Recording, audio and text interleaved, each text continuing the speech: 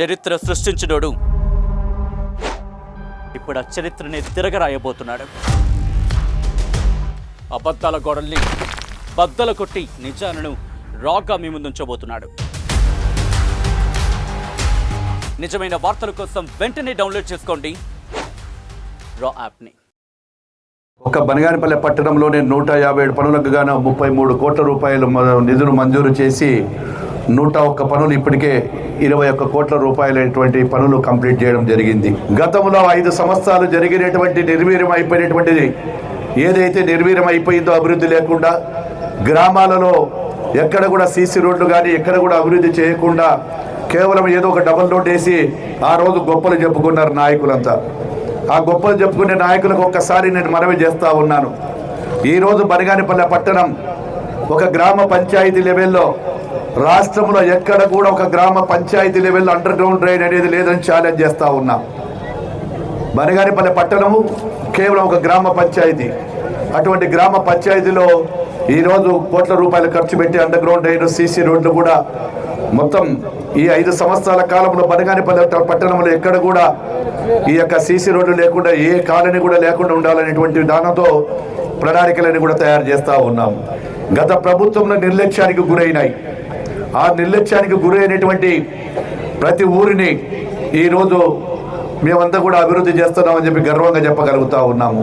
నాడు జగన్మోహన్ రెడ్డి పరిపాలనలో వైఎస్ఆర్ పరిపాలనలో పరిశ్రమలు పారిపోతే ఈరోజు మేము మీకు తోడుంటాము రాష్ట్రానికి అని చెప్పి పరిశ్రమలన్నీ కూడా ఈరోజు పెట్టడానికి వేలాది కోట్ల రూపాయలు వస్తూ ఉన్నాయి. ఒక్కటే చెప్తా ఉన్నాను, ప్రజలందరూ ఆలోచించండి. అభివృద్ధి జరగాలన్నా సంక్షేమం జరగాలన్నా కూటమి ప్రభుత్వంతోనే సాధ్యమవుతుంది. ఎవరో ఒక్కటి కానీ ఇక్కడ చెప్పితే పని కాదు. కూటమి ప్రభుత్వం చేయదలుచుకునేది ఒక్కటే. ప్రజలకు ఆ రోజు మమ్మల్ని అత్యధిక మెజార్టీతో గెలిపించారు. 161 సీట్లు ఇచ్చారు. మాకు 164 సీట్లు ఇచ్చినారు. కాబట్టి 164 సీట్లకు ప్రజల రుణం తీర్చుకోవాల్సిన బాధ్యత ఉందని చెప్పి ప్రతిసారి కూడా మాకు కేబినెట్ మీటింగ్లో కూడా మా గౌరవ ముఖ్యమంత్రి గారు చెప్తా ఉన్నారు.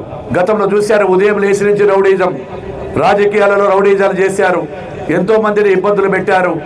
ఈ రోజు ఎక్కడ కూడా మేము ప్రశాంతంగా ఉండండి, ఎవరి పనులు వాళ్ళు చేసుకుంటామన్నారు.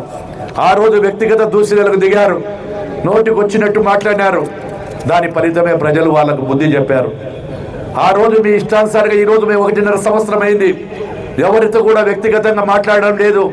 ఎవరైనా తప్పు చేస్తే ఏ పార్టీకి సంబంధించిన వాళ్ళైనా సరే తప్పు చేసినోడు కానీ అమాయకుల జోలికి పోతే కానీ వదిలిపెట్టేది లేదని చెప్పి మా గౌరవ ముఖ్యమంత్రి గారు చెప్తా ఉన్నారు.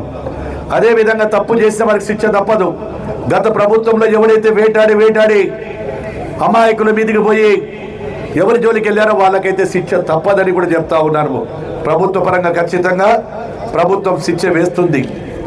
ఇప్పటికైనా ఎవరమైనా కానీ మనం అభివృద్ధి బాటలు కలుగుదాం, అన్నీ కలిసి ప్రజలందరం కూడా చేద్దామని చెప్పి తెలియజేసుకుంటా ఉన్నాను. మరిన్ని వీడియోస్ కోసం ఛానల్ ని సబ్స్క్రైబ్ చేయండి. లేటెస్ట్ అప్డేట్స్ కోసం వాట్సాప్ ఛానల్ ని ఫాలో చేయండి.